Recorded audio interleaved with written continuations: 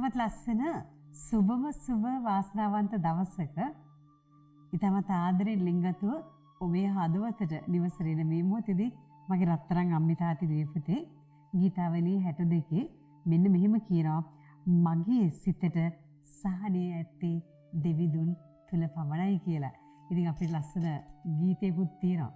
අපි ගායනා කරන නිරන්තරයෙන්ම මගේ සිතට සහනය ඇත්තේ දෙවිදුන් තුල පමණයි කියලා කියන එක. ඉතින් ඇත්තටම දෙවිදුන් තුල පමණයි අපිට හැම ප්‍රශ්නයකටම උත්තරයක් තියෙන්නේ. අපේ ජීවිතේ හැම අභියෝගයකටම උත්තරයක් තියෙන්නේ. අපි ජීවිතේ යම් කිසි දෙයක් ලැබුවද ආශිර්වාදයක් ලැබුවද ඔබ සුවසේ ඉන්නවද ඔබ සැනසීමෙන් ඉන්නවද ඔබ ආදරෙන් ඉන්නවද ඔබ ලිංගතු ඉන්නවද ඒ හැම දෙයක්ම ස්වාමින් වහන්සේ නිසාමයි. ඒ සහනේ උන්වහන්සේගෙන් ලැබෙන සහනේ නිසාමයි. ඉතින් සහනය කියලා කියපම සිතට සහනය කියලා කියපුවම ඒ තරම් වත්කමක් මේ ලෝකේ නැහැ.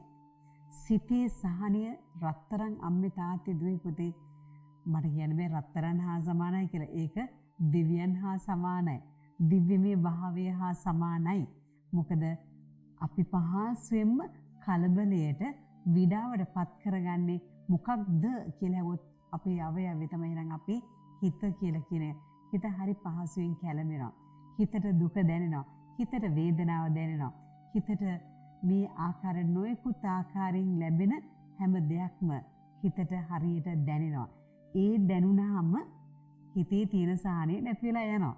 ඉතින් ඒක නිසා හිතේ සහනය රඳව ගන්නට නම් අපි දෙවියන් තුල මුල් ඇදගෙන ඉන්නට ඕනේ. ඒ වගේම අපේ හිත ගැන හරිම කල්පනාවෙන් ඉන්නට ඕනේ. ඉතින් ඒකට අත්‍යවශ්‍ය කාරණාවක් තමයි ස්වාමින් වහන්සේ අපිට දීපු දැනුම.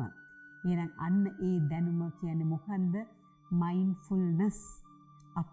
අපේ හිත ගැන මේ හිතේ මොනවද වෙන්නේ? මේ මොහොතේදී මම මේ ඔබට කතා කරනවා වෙන්න පුළුවන්. මම මේ කතා කර මගේ හිතේ තව අදහස් සිතුවිලි යන්නට පුළුවන්. ඔබ මට ඇහුම්කන් දෙදි තව දේවල් ගැන හිතන්නට පුළුවන්. ඔබ උයනවා වෙන්නට පුළුවන්. නමුත් ඔබ උයද්දි තව දේවල් තව ගොඩාක් කරුණු කාරණා ගැන ඔබ හිතනවා වෙන්න පුළුවන්. ප්ලෑන් කරනවා වෙන්න පුළුවන්. මේ වගේ අපි නොයෙකුත් දේවල් කරනවා. ඒ දේවල් කරද්දී අපි ඒ දේ තුළ නෙමෙයි අපි ඉන්නේ. අපි ඉන්නේ තවත් ලෝකයක. තව බොහෝ කරුණු කාරණා ගැන හිතමින්, පතමින්, ප්ලෑන් කරලා කොහොමද කරන්නේ, මොනවද කරන්නේ, කොහොමද යන්නේ. මෙන්න මේ වගේ දේවල් අපි හිතනවා වෙන්නට පුළුවන්. ඉතින් එහෙමනම් මගේ රත්තරන් අම්මේ තාත්තේ දුවේ පුතේ මේ සිතේ සහනය රඳව ගන්න පුළුවන් හොඳම ක්‍රමය තමයි let's do one thing at a time. එක මොහොතක එක දෙයක් කරමු. එක මොහොතක එක දෙයක් අපි කරමු. එතකොට හිතට සැහැල්ලුවක් දැනෙනවා. එක මොහොතේදී ගොඩාක් දේවල් කරන්නට ගියොත් එහෙට මෙහෙට හැම තැනටම අවධානය යොමු කරන්න ගියාම හිත කලබල වෙනවා. ඉතින් ඒ කරනදී උපරිමයෙන්ම කරමු. ඔබ ගෙදර උයනවා නම් උයන එක කරන්න. ආදරෙන් ලැබියාවෙන් ඒ දේ කරන්න භාවනාවක් ඇටියට. ඔබ ඔෆිස් එකේ වැඩ කරනවා නම් ඒ දේ කරන්න භාවනාවක් ඇටියට. ඔබ ඩ්‍රයිව් කරනවා නම් ඒ දේ කරන්න භාවනාවක් ඇටියට. ඔබ කරන්නේ මොනවද? කරන හැම දෙයක්ම ඒ පුංචි දෙයක් වෙන්න පුළුවන්, ලොකු දෙයක් වෙන්න පුළුවන්. කරන දේ භාවනාවක් ඇටියට ලස්සනට කරන්න. අන්න ඒ දේ තුළ මයින්ඩ්ෆුල්නස්. එතකොට අපි අවධානයෙන් තමයි කරන්නේ.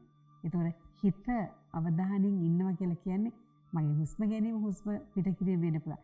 අවධානයෙන් ගන්න පියවරක් පාසා අවධානයෙන්. මෙන්න මේ දේවල් තුළ අපිට හිතට සහනය සැනසීම ලැබිලා ඊටමත් නිරෝගී ජීවිතයක් මානසිකව ශාරීරිකව ජීවත් වෙනට ස්වාමින් වහන්සේ ආශිර්වාද කරනසේක්වා.